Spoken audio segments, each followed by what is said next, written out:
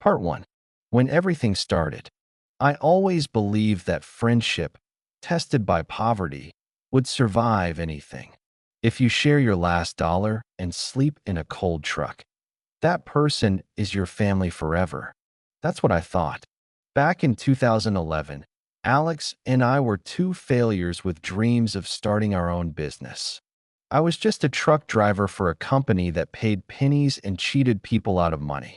Alex worked in logistics, smart, ambitious, and incredibly charismatic. The kind of guy who could convince a client with a broken phone and a wrinkled shirt.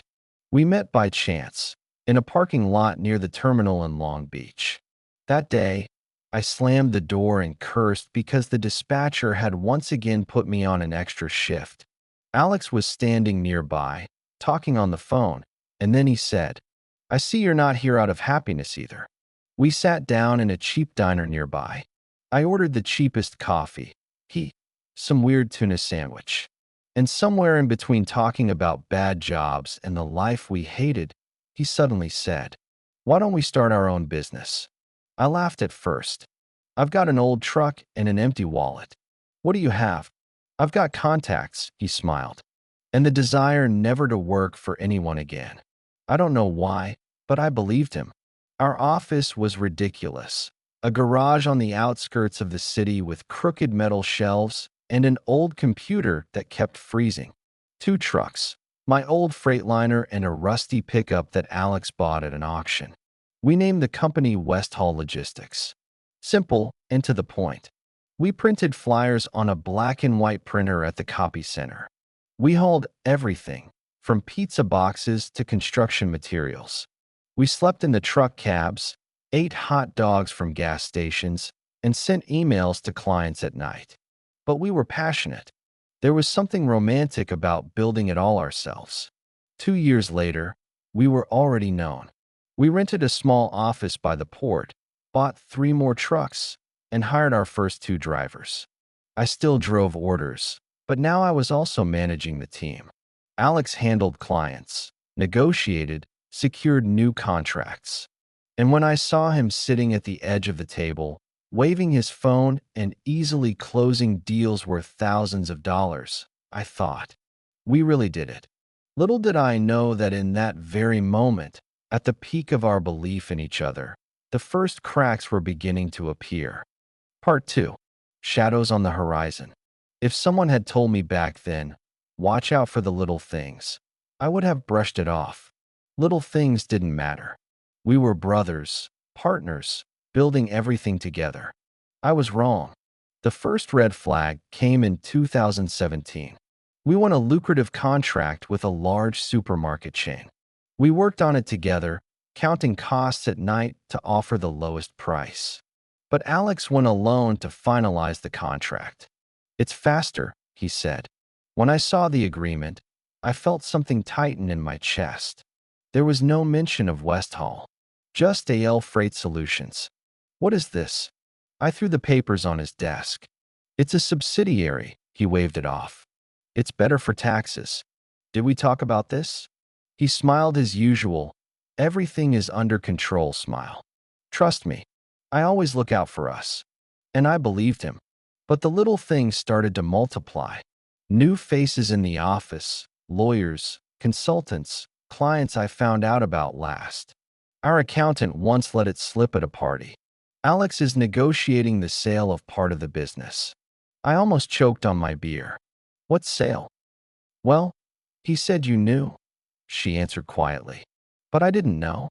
In February, I returned from a week-long trip and saw a new sign over the office: Yell Freight Solutions. The old one, Westhaul, was gone. "What is this?" I asked, feeling a chill inside. "We talked about it," he replied, not even looking at me. "It's a rebranding. We need to look more solid." "Then why is only your name there?" He looked at me as if I didn't understand the obvious. "Because I run the business. You handle operations. Don't make a drama out of it." This is betrayal. We were silent for a few seconds. Then he said a phrase that stuck in my mind forever. "You would have stopped me." That evening, I went home with the feeling that the ground had Part 3. Cracks turning into a chasm, updated. Lies aren't a punch. They're a slow poison you drink every day, thinking it's water. In March, I found a financial report that the accountant had left on the desk. At the bottom, in tiny print, all new contracts are signed through Yale Freight Solutions. I checked other documents and realized West Hall is just an empty shell now. All the big clients, all the money was going through Alex's new company. I was shaking. I laid the papers on the desk and waited for him.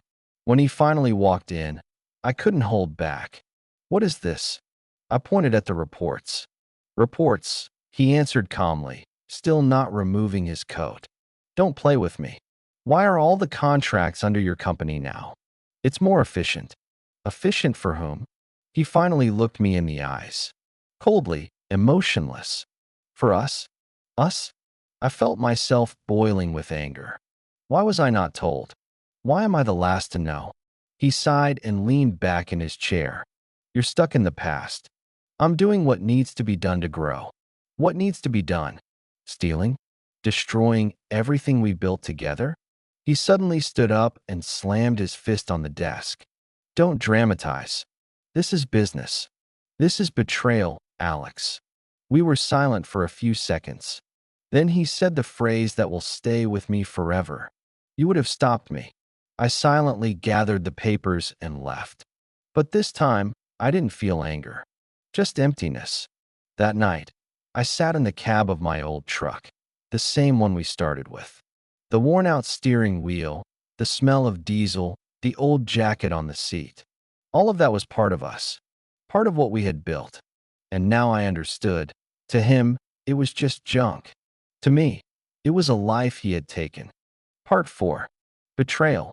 In April, I got a letter from the lawyers. Business restructuring. Basically, they were buying me out of West Hall. A ridiculous amount. I called him.